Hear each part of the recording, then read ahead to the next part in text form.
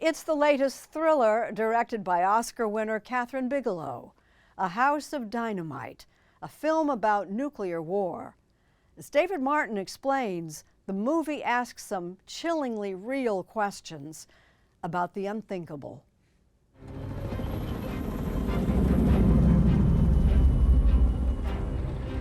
It's a nightmare we've been living with all our lives.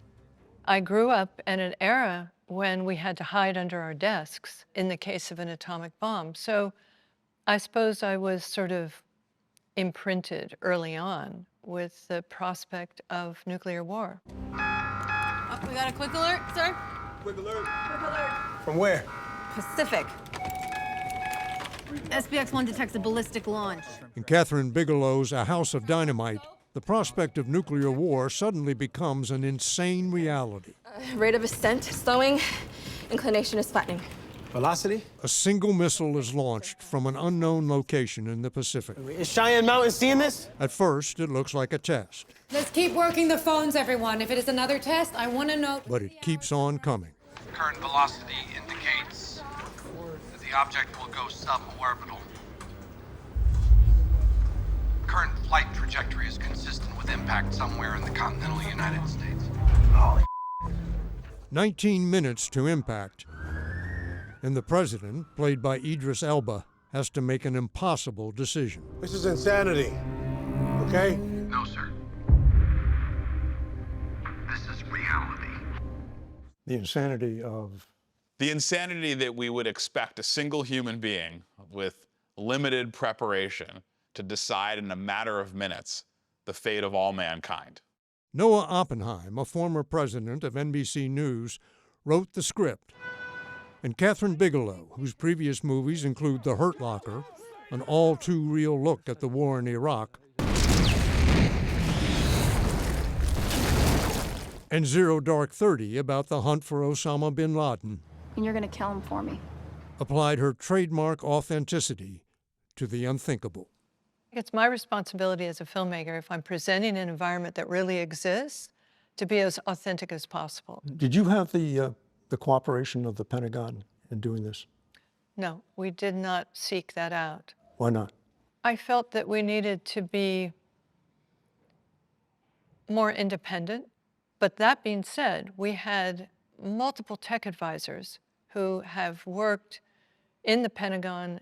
I mean, they were with me every day we shot. Never in a million years would I have thought that I would have been in this position. Retired Lieutenant General Dan Carborough nailed his audition as a military consultant when he opened his first Zoom call with Bigelow like this. This is the DDO from the Pentagon convening a strategic conference. This conference is top secret. Please bring the president in the conference. And I stopped there and I clicked on my camera and I said, ladies and gentlemen, that's how the worst day of America's history will begin. That doesn't sound like something you were ad-libbing.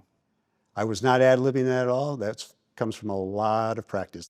He was on a movie set, but Carborough took command of the actors, just as he once did with the real soldiers at Fort Greely, Alaska, the front line of defense against an incoming missile.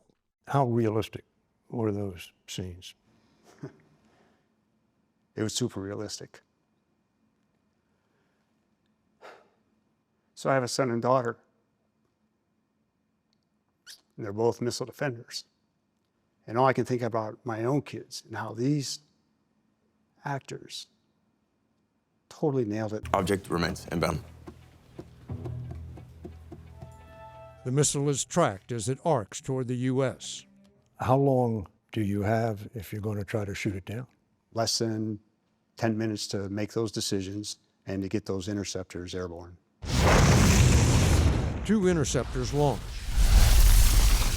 And how does it actually shoot down the incoming missile? That kill vehicle will go and basically run itself into the incoming missile. So that's the classic bullet hitting a bullet. That is bullet hitting a bullet. So that closing velocity can be in excess of 30,000 miles an hour. 3, 2, 1.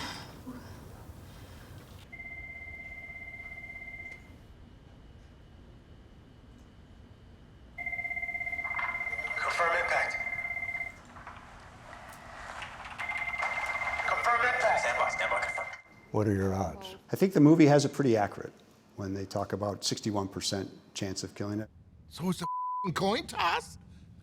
That's what $50 billion buys us? The Secretary of Defense, played by Jared Harris, can only sit and wait.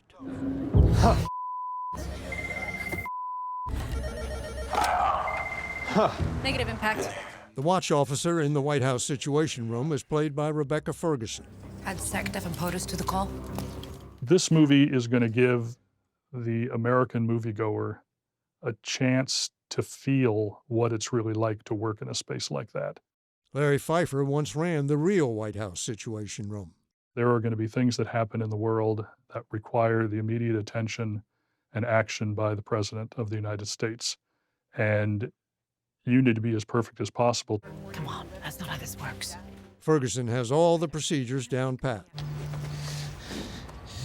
Hey. Listen to me, get Liam. Get in the car and just start driving. But she also has a husband and young son who don't know about the incoming missile. Go west as fast as you can. In little more than 7 minutes, we will lose the city of Chicago.